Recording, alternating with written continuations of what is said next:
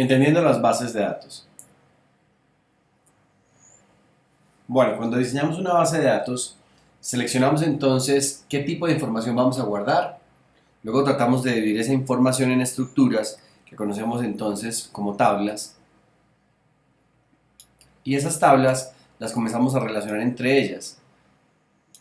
Creamos entonces entidades y de esas entidades creamos entre ellas entonces lo que conocemos como relaciones.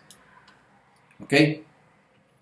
Ahora, yo puedo tener algunos problemas en mi diseño de mi base de datos. Por ejemplo, problemas de inserción. Cuando insertamos en la base de datos, puede ser que tengamos en esa tabla datos que dependan de otra y entonces la información puede tergiversarse. En este ejemplo, para poder insertar algo, tenemos el nombre de la categoría y el código de la categoría. Entonces puede ser que una persona digite mal el nombre de la categoría y al final del día no sabemos si misterio es con mayúscula o misterio es con minúscula. Una anormalidad al borrar. Supongamos que una persona no ha escrito el nombre de la categoría en este registro y nosotros borramos el registro número 2. No sabríamos cómo se llama la categoría porque solamente tendríamos el código. Una anormalidad en la actualización. Supongamos que lo que queremos es actualizar entonces la categoría 1002. Tendríamos que ir registro por registro actualizando los nombres de la categoría.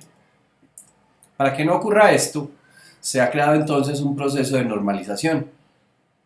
El proceso de normalización de datos asegura que el diseño está libre de problemas que nos puedan llevar a la pérdida de los datos o a la pérdida de la integridad de esos datos. En esta lección vamos a discutir entonces tres formas normales, tres formas de lograr esa normalización. Se le conoce la primera como primera forma normal, a la segunda como segunda y a la tercera como tercera forma normal. Primera forma normal. Si queremos entonces buscar que nuestra base de datos conserve los datos de la mejor manera, debemos hacer entonces primero que los datos sean atómicos, que los datos no se puedan partir en unidades más pequeñas. Para este ejemplo, el objetivo es que cada dato tome un valor. El primer nombre tiene Jane, el apellido tiene Doe y el teléfono tiene un teléfono.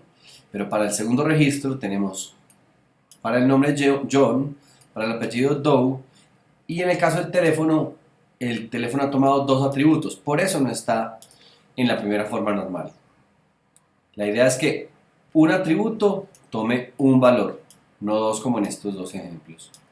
Deberíamos entonces eliminar este registro, eliminar estos datos de acá y ahí sí estaría en primera forma normal.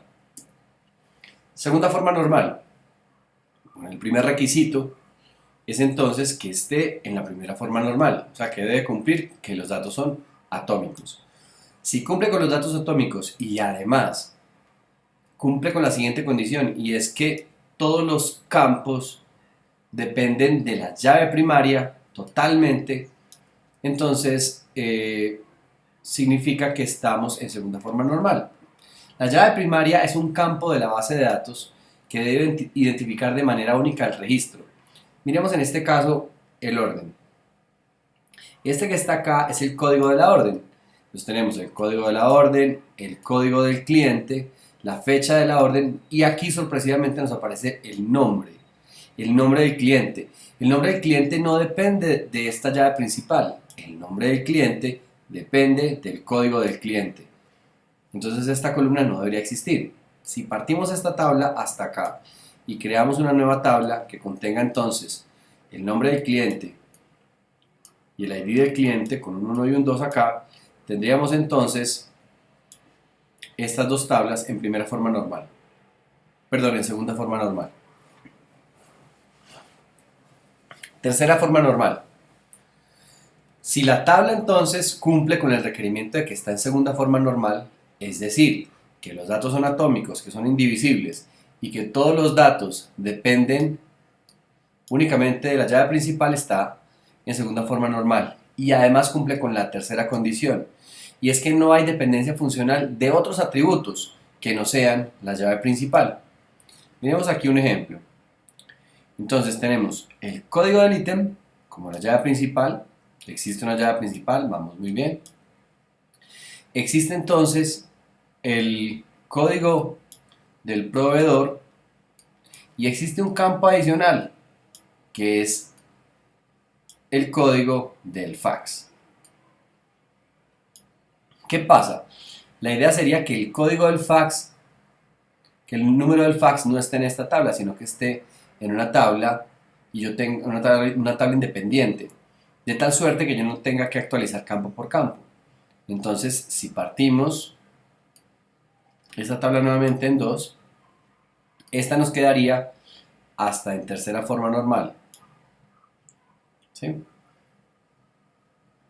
Y yo podría poner entonces aquí un código que sea supplier ID y poner los códigos del proveedor.